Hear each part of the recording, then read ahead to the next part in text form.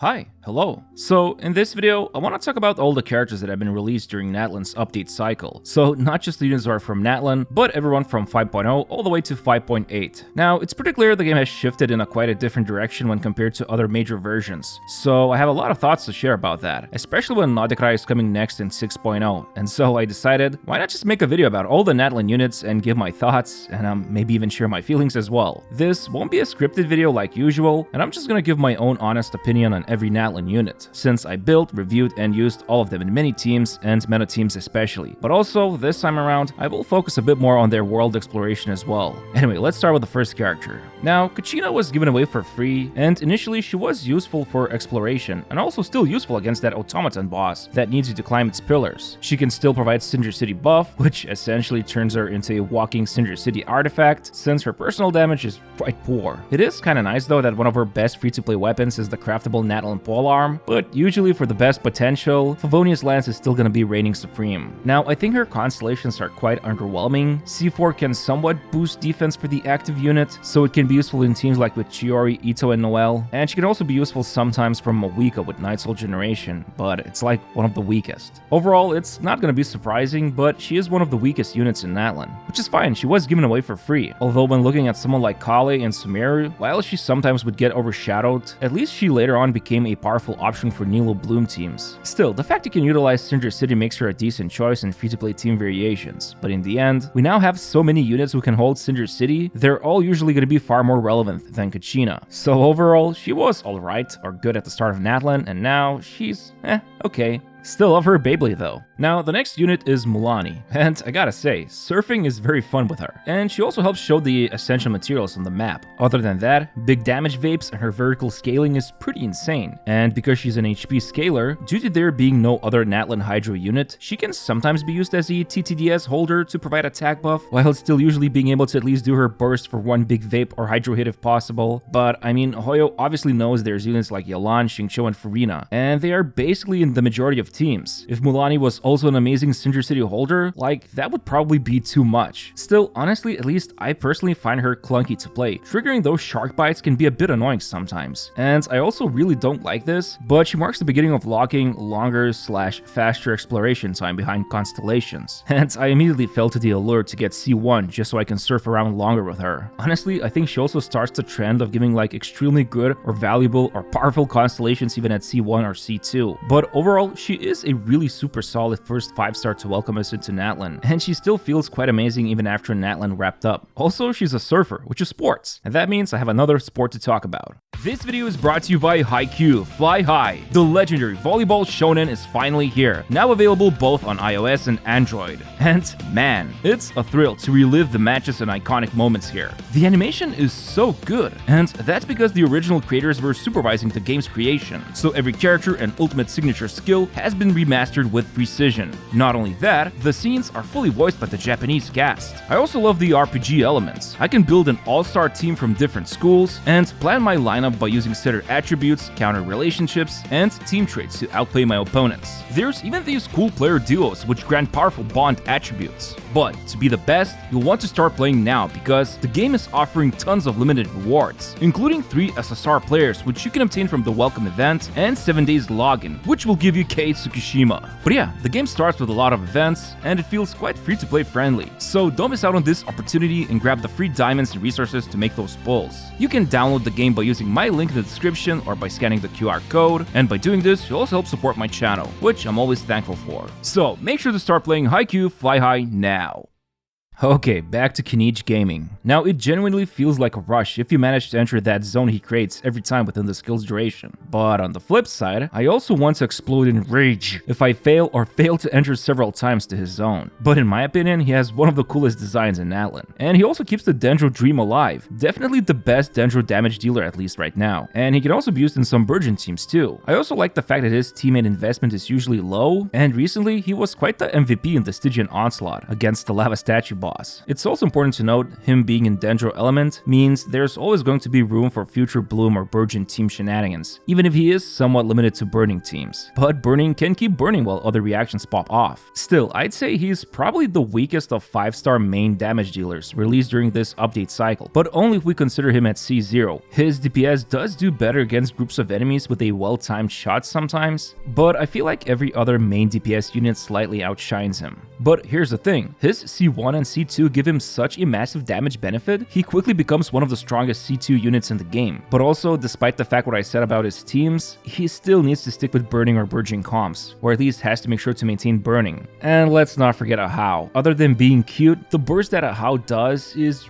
really lackluster when it comes to damage dealing, and it's really only there to extend the skill's duration. But still, I love the fact both him and Ahau are voiced by Sasuke and Naruto VAs, and I did actually have the most fun with him when challenging Dire Difficulty Lava Statue. There's something about that grapple hook dance. Now, next one on the list is Xilonen, and what can I say? She's a premium 5-star general support. She remains one of the top choices for nearly any team you want to build due to her being able to easily shred up to 3 different elements. Cinder City allows her to buff another element, and she can also work great in double Geo teams like double Geo Chiori Navia or with Farina and so on. And despite the fact at C0 her resistance shred is 4% less than the VV-set artifact shred, it still remains superior due to it not requiring it to hit a specific element, and it has a 5-second longer duration, which results in much more flexible rotations. Also, I often see this overlooked, but she is able to help trigger a second Night Soul burst immediately, which helps power up several other character abilities from Natlan, putting multiple Night Soul bursts like Kinich or Mualani. And then when looking at her vertical investment, while her C1 is somewhat only good for exploration, plus it gives resistance to interruption, C2 is a major buff to basically everyone besides Electro. Like, that's so funny. And that C2 definitely makes her super strong. But let's not forget she can also roller skate, which is still great for exploration, and of course, she's the best unit to help you climb big walls. However, on the flip side, it is kinda sad because besides roller skating and climbing mountains, you can't really play her that well at C0 as an on-fielder, and her field time literally boils down to just doing a couple of normal attacks after a skill. Her burst without Farina is also not that relevant unless you really need emergency healing, because the animation is super long, and so I feel like she's just extremely pigeonholed to be played as strictly as a support, unless, as I was told by other whale players, she becomes quite insane as an on-field damage dealer at C6. But moving over, next one on the list is Ororon, and I believe he is the second best unit out of all 4 stars released during the Natlan update cycle. He's really easy to play, Cinder City usually triggers quite consistently, and personal off-field damage is alright, can be about 200k usually. I also like his high floaty jump, it definitely feels better than Kazuha's, even though he can do it midway in air, but traversal vertically on ground feels good with his high jump. But yeah, I feel like he absolutely has a place in many teams, from Overload to Taser to even some Overvape, or just boosting main DPS with Cinder City. And his C6 is also pretty solid, can boost up active units attack by up to 30%. Still, his passive 1, which triggers an attack from him after Electro Charge, or now it also says Lunar Charge, but more importantly, Night Soul aligned damage is dealt, he can sometimes be a bit random, and the auras you're trying to apply within a rotation can get messed up, sometimes though. Still, I like his design, and he is cute with Citlali. He's a good kid.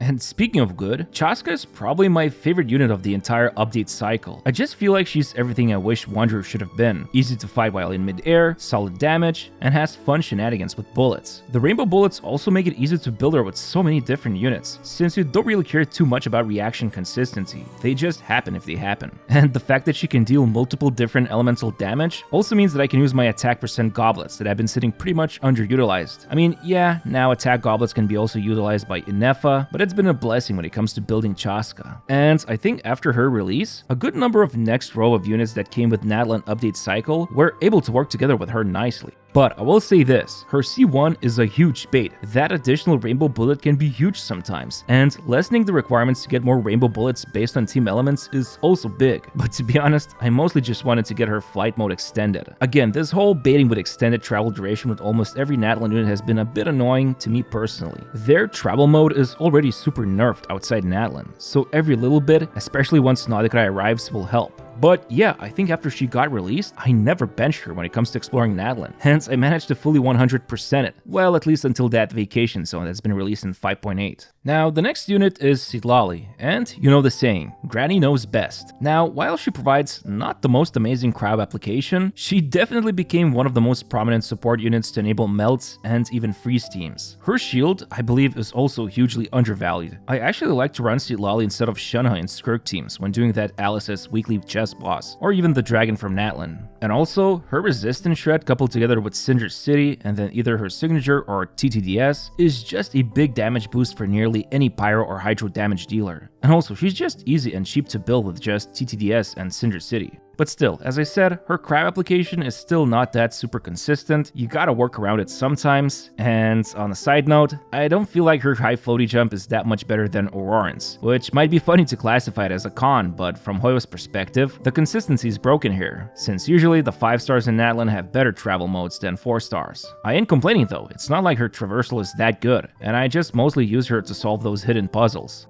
Okay, now we arrive to the most broken unit, Mavuika. I mean, she's the best damage dealer in the game right now. I don't know what else to add. Like, not only is she great as a main DPS, but even as a sub DPS, since she can provide that damage percent boost, and also, the burst can still be used like as a sub DPS to deal a lot of damage. And usually, even as a sub DPS, she will out DPS the main DPS. Go figure. And I have to admit something here, I have shamelessly C6'd her. In fact, she's the only unit on my account that is C6, other than Chi-Chi and Jean, but they are standard units. My excuse is that after grinding the game for nearly 5 years, using Mavuika to speed up Daily's farming even further has been a financial investment on my end. Let's just call it that. And yeah, she also has all travel modes, which become even better with constellations. Obviously, all of them except riding have a much shorter duration, but to close gaps from water to climbing to just making a big jump, yeah, it can serve that function. The only downside that I can think of when talking about Mavuika is that you do need to have teammates with Night Soul, which can be limiting, especially if you don't have her premium supports like Xilonen or Citlali. But in other teams like Varesa, Iansan, Ororon, and Chevy Overload, this can be somewhat mitigated, since Iansan and Ororon, or even Pyro Traveler, who are free-to-play choices, can help build up her burst. But moving over, next one is Lan Yan, and honestly, I don't remember much about her, but I do know she can create different shields based on the elements she absorbed, and the fact that she's a catalyst and animo unit means you can slap on her VV set and something like TTDS and call it a day, and I believe her C2 is pretty good to keep the shield recharging. Still, depending on how much you value it, there's been so many animo catalyst characters released, and before C4, she doesn't provide any other bonuses I believe, just a shield, but with C4, she can start providing a little bit of elemental mastery for teammates. And yet again, we have another Animo Catalyst user, Yumemizuki Mizuki.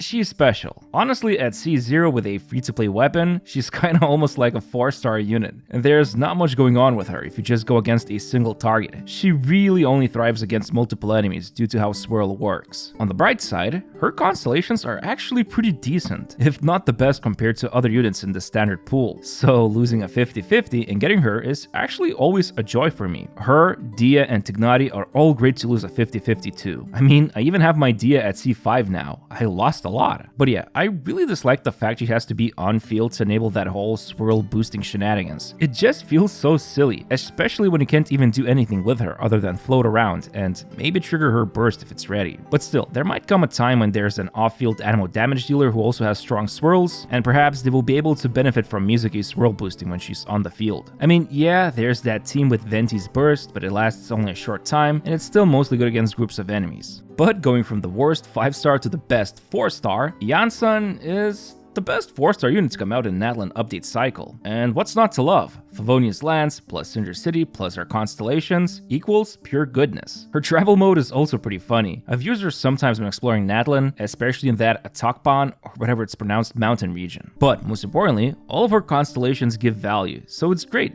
And then her C4 can help some units maintain her buff even more easily. But still, yeah, we can have another Benny, so Hoyo's workaround this time is to make sure her attack buff remains only good when the active unit is moving a lot. I don't consider this myself a huge con, more like an interesting feature, but this definitely can feel limiting for a good number of DPS units. Also, I always forget this, but supposedly Iansan heals, although as you can tell, that healing is pretty much non-existent, or at least not really important, I guess. Maybe the healing is good enough for like surviving a hit or two, but if you want to run her in Furina teams as a sole healer, yeah, that's not gonna work. Either way, I believe that Iansan will remain a staple unit for many teams, especially if Hoyo releases more characters who move a lot. Now, Iansan was released alongside Varesa, and the first thing you'll notice, a different character model compared to others. Always nice to see that. But yeah, her damage is honestly like in 2nd or 3rd place when compared to other Natlan DPS units. Like, her consistency is almost on par as Mavuika's. And she's got a decent amount of teams. She can be good with Chen, can be good in Overloaded together with Mavuika or without her, and I saw a lot of data points when it came to Lava Statue, and people definitely managed to use her just with 4 stars. She's a super solid character overall. Now, I will say this, her signature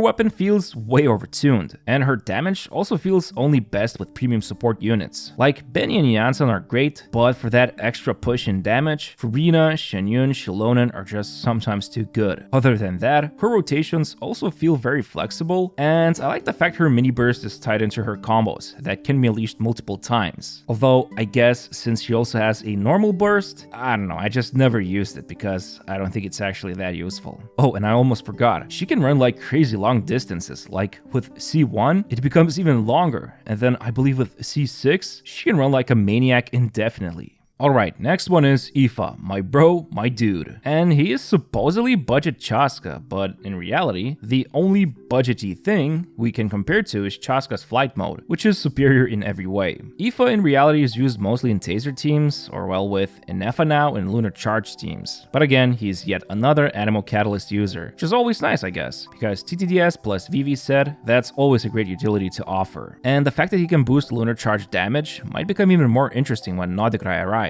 But still, his healing is pitiful at C0, he can't keep up with Furina's HP drain, and it only becomes better at C6, which I still wouldn't recommend just focusing on getting. It's decent, but nothing groundbreaking. And I guess just to throw this out, his shooting also feels more sluggish compared to Chasca's. But how can I really criticize him? He's a vet for Saurians. Shame on me.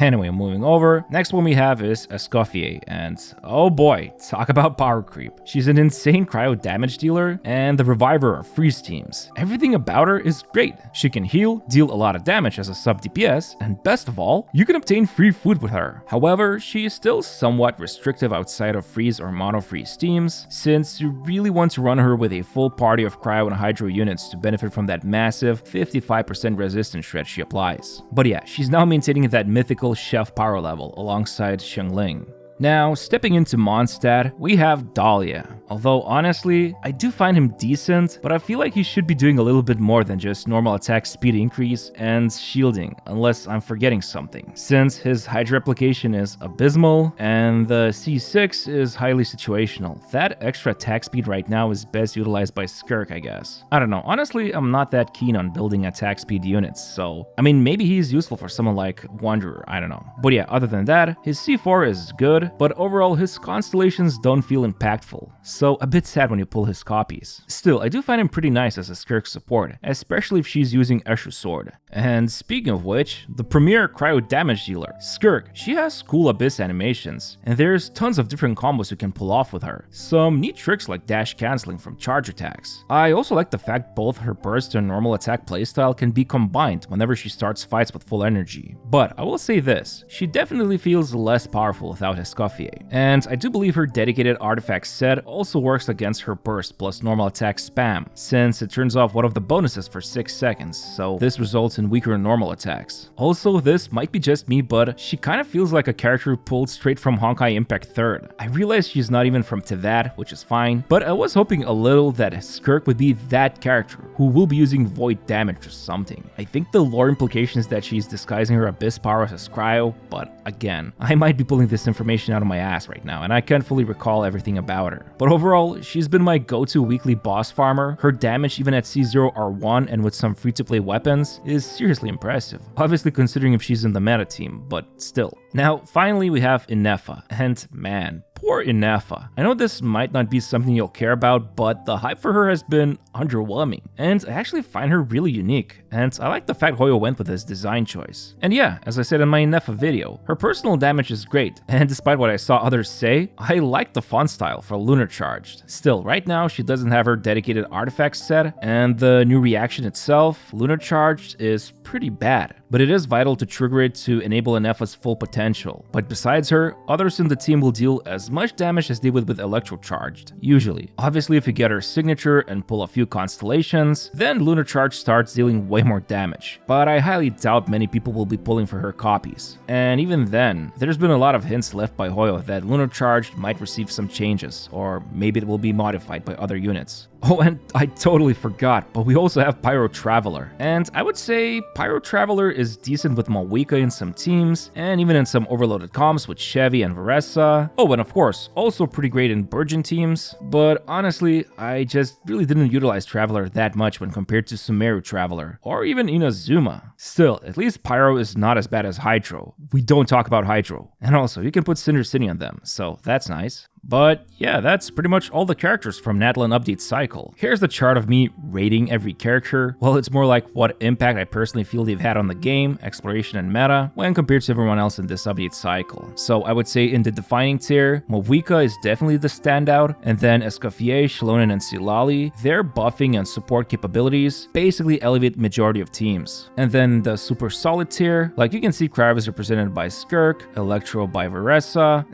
Animo I guess, or Rainbow by Chasca, Hydro by Mualani, and Dendro by Kinich, while Ororon and Iansan remain as a super solid support for many teams. And then finally we have niche units and 2 niche, which, as the name suggests, I just find them to be useful, but not in many teams, and in terms of like exploration or doing things with them, well, that's what the word says. Now, I would say when it comes to rating the update cycles, I feel like after experiencing everything so far, I would say Sumeru was my favorite one, and now Natlan is probably my second favorite. However, it's pretty clear the power creep has been ramping up heavily with Natlan units, especially when looking at units like Mavuika, Citlali, Escoffier, even Skirk. But like, as you can see, almost every 5-star that was released during this update cycle became like the best damage dealer of their element. Well, maybe besides Mualani, because we still have our Actrice Mécanique d'Analyse Cardinale Nouvellette. Again, these are just my personal, more or less, not so serious thoughts. I just wanted to whip up a video quickly here to share my first impressions of every character released, and I am pretty excited for Nod-Krai. So let me know in the comments how you feel about these units released during Natlan update cycle. Anyway, hope you found this video interesting. As always, I'd really appreciate if you could press the like button and subscribe to my channel. Thanks, and see you next time.